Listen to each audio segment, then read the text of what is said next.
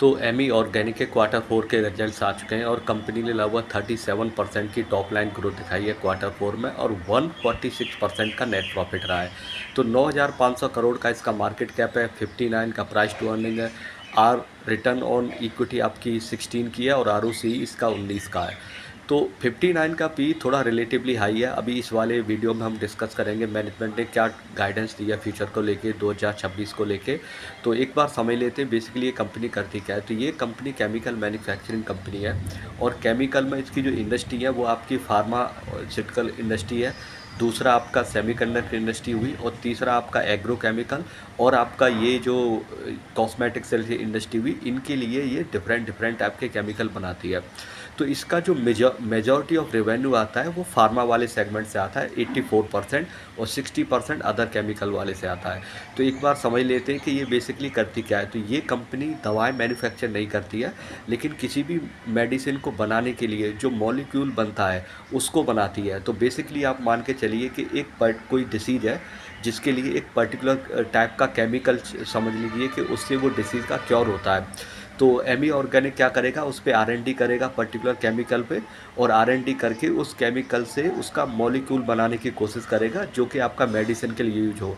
तो इसके जो क्लाइंट्स वगैरह सिप्ला हुआ, सन फार्मा हुआ, जाइडस हुआ, तो डिफरेंट डिफरेंट टाइप के इसके क्लाइंट्स हैं। तो Q4 का जो इसका टोटल रेवेन्यू रहा है उसमें मेजॉरिटी इन्होंने एक्सपोर्ट किया और डोमेस्टिक मार्केट का थोड़ा रीजनेबल ही है।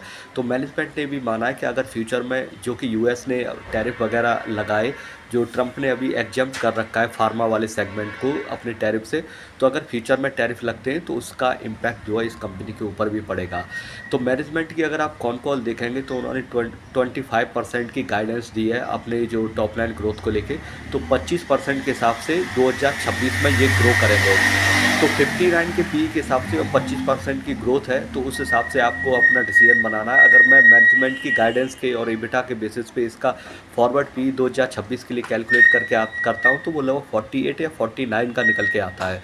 तो एक ऐसी कंपनी है जो 25% के हिसाब से ग्रो करने वाली है। पिछला पास्ट में आपने देखा ही होगा कि कंपनी ने एक शानदार रिटर्न दिया है और इसका जो शेयर है वो स्प्लिट भी हुआ था अभी पिछले कुछ रिसेंट टाइम में। तो ओवरऑल जो ग्रोथ स्टोरी है वो कंपनी की ठीक है और बाकी का ये आप पे डिपेंड करता है कि किस तरीके से इसकी ग्रोथ वाली चीज़ को आप लेते हैं। तो ओवरऑल स्टोरी ठीक है इसकी ग्रोथ वाली।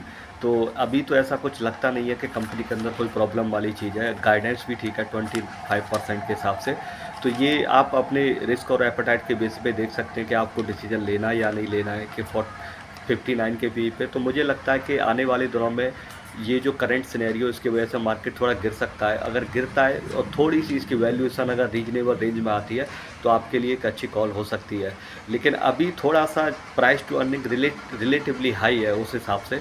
तो देखने वाली बात रहेगी कैसा मार्केट रिएक्ट करता है फ्यूचर में, उसी बेसिस पे डिसीजन लिया जाएगा। तो thanks for listening, stay tuned for more quarter 4 updates.